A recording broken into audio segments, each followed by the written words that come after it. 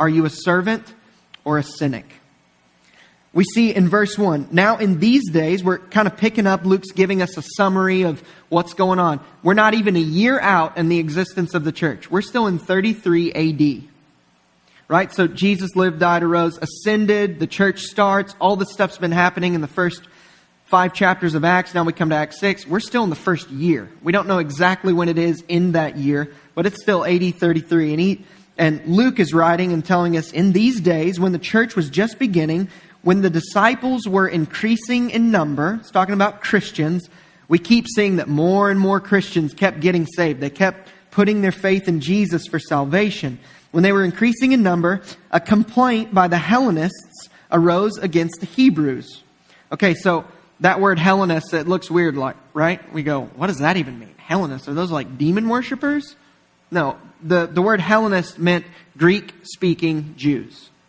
So the Jews were originally from the land of Israel, but because of different persecutions and because some of them had been stolen and taken to Babylon throughout the history of Israel, they were dispersed. The Jews were dispersed kind of all over the world. And so some of them lived in areas of the world that they didn't speak Hebrew or Aramaic like the people in Jerusalem and Israel did, but they spoke Greek.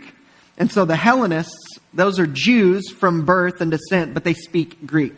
That's their primary language. Now, they may have spoke a little bit of Aramaic or Hebrew, and so they can kind of communicate with one another. And then the Hebrews, here as it said, these are the Jews that speak Hebrew.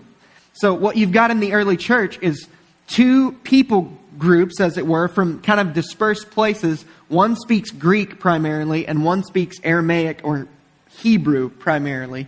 And so they're speaking kind of different languages, and there's some disconnections in the church. And what you see is that the Greek-speaking Jews, the Hellenists, arose against the Hebrews because their widows were being neglected in the daily distribution. So this is what's going on. The church is thousands of people by now. 3,000 men the first day. And the word that's used there in Acts 2 for 3,000, it's not just people, it's talking about men. Just 3,000 men were saved the first day of the church when the Holy Spirit came and empowered the church to preach the gospel. Then we see a few chapters later that another 2,000 men and women were saved. So you've got 5,120 at least. And then you see a few times that people just kept coming to know Jesus. So they could be upwards of 10,000 people in Jerusalem. Can you imagine? The church hasn't even existed for a year, and there could be like 10,000 of them. And they only have 12 pastors over 10,000 people. Ecclesia has 3 pastors over like 70 people. And as Pastor Nate and Pastor James would tell you, it's still difficult. It's like we're trying to pastor and shepherd and lead and counsel and meet with people and train up community group leaders. We've got 70 and there's 3 of us. The early church had 12 pastors, the 12 apostles, and they had maybe 10,000 people. So something that was serious in the church that Jesus had taught us to do was to care for the poor, care for the orphan, care for the widow, and make sure people are taken care of, especially in your local church. And so what we see the church doing is looking to widows, looking to orphans, looking to the vulnerable people, and they were distributing food to them. So widows in this day likely did not work because women didn't have a job normally like women today have jobs. Women didn't go to higher education, and they didn't have a trade, and they didn't have training because it was the intent of marriage for the women to stay home, raise the kids, be a wife, and which is probably the hardest job of them all, let's be honest. And so if their husband died, they didn't have any training. They didn't have anything to do to eat. And so taking care of the widows fell on the church because the government didn't care. The government just said, starve. We're not about taking care of you. We're about you paying taxes to take care of us. So the government didn't help them. And so this responsibility fell on the church to have this distribution. So everyone in the church is giving sacrificially, generously, faithfully of their time, of their money, of their treasure. They're giving to the church. We're told in Acts 4 that they laid the money at the apostles' feet. So they gave it and they trusted their pastors to do what they should do with it, to distribute the money, to help the poor, to send the gospel forward. And we see here that some of the Greek-speaking widows were getting overlooked in this daily distribution, right? So a big problem arises. This is just kind of a side note, but if you ever think like, man, our church just got some problems.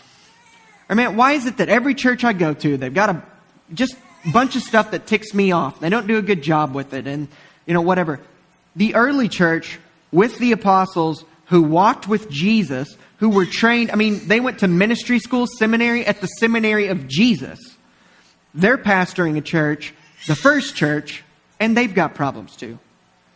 The reason is because we're all sinners in need of grace. And we've all got problems. And we're all not going to do everything like we should do. And stuff like this just happens. So even in the early church, we see a big problem happening. These widows are being overlooked. So the Hellenists rise up against the Hebrews. But here's what I want you to see. Once a problem arises, how do you respond? If you see something in the church, or, in your local church or in the church at large, if you see something that's obviously a problem, how do you respond? Are you a servant or a cynic? You see, a cynic sees a problem and complains about it. Someone who's cynical sees something that's not really good and just like, oh, well, we shouldn't be doing it like this, or this isn't very good, or we don't do this very well in our church, or these people are being overlooked, or no one talks to me, or stuff like that. That's how a cynic responds. But a servant sees a problem and says, how can I meet that problem? Says, yeah, this is not going well, and they're not dishonest about something that's not going well, but they go, how can I step up and be someone who meets that need? You see, basically a cynic is like, think of two people standing there on the street corner, right? These two guys, identical in thought, identical in size, and they see an old woman getting mugged. This robber comes up, stealing her purse, and he's running away. What a cynic would do is get out his phone, start tweeting and saying, LOL, Muskogee or Shakota is just so awful and people are stealing from old women. A servant would stop the guy from stealing from the old woman, right? A cynic responds with just like, oh, this sucks. How would this happen? A servant goes, yeah, that sucks, that's happening. I'm going to help stop the bad thing from happening.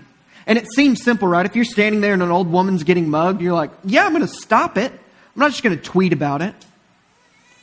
But honestly, a lot of the times, especially in the church, people are far more cynical than they are servant-minded. And friends, it should not be so. It's easy to look at things as a problem, but it's harder to actually say, I want to help fix the problem. So are you a servant or a cynic?